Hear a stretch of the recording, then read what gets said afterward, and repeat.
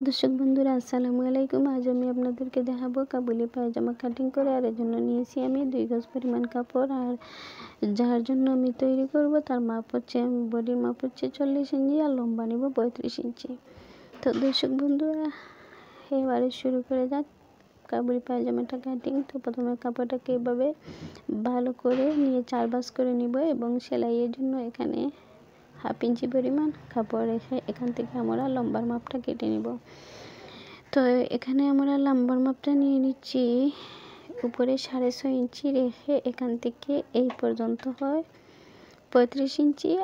আর সেলাইয়ের জন্য 1.5 ইঞ্চি পরিমাণ কাপড় নিচ্ছি। তো এখানে আমি দাগ টেনে নিচ্ছি।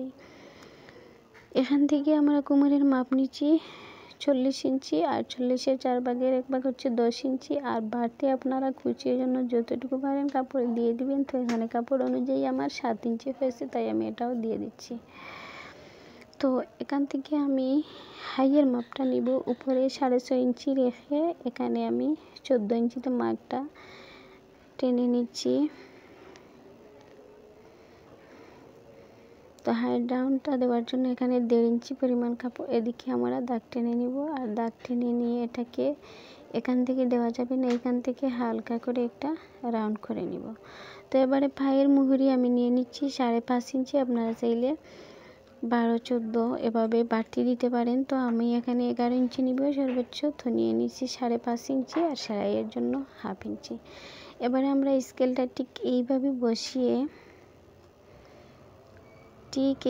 এখান থেকে বসিয়ে আমরা দাগ টেনে নিব। তো এবারে ঠিক আমরা এখান থেকে বসিয়ে দাগটা টেনে নিচ্ছি। তো এবারে আমরা যদি আপনারা এভাবে আরও ফিটিং করতে চান তাহলে এভাবে ভিতরের দিক দিয়ে আপনারা মার্কটা টেনে নিতে পারেন। এখানে আমি লুজ ফিটিং দিয়ে দিচ্ছি, এটা কাস্টমারের চাহিদা অনুযায়ী। তো এবারে আমি এটা কাটিং করে নিচ্ছি।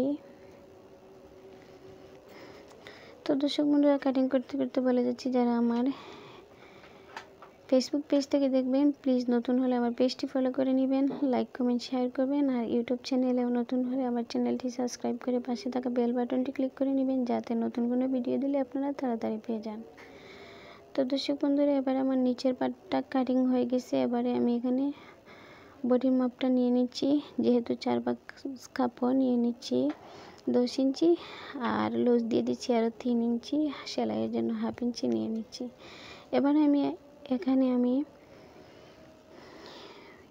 ফিতা বাড়াবার ঢুকানোর জন্য যে কাপড়টা নিবে সেটা আলাদা করে নিচ্ছি। সেটা আমি নিয়ে নিচ্ছি 1.5 ইঞ্চি পরিমাণ।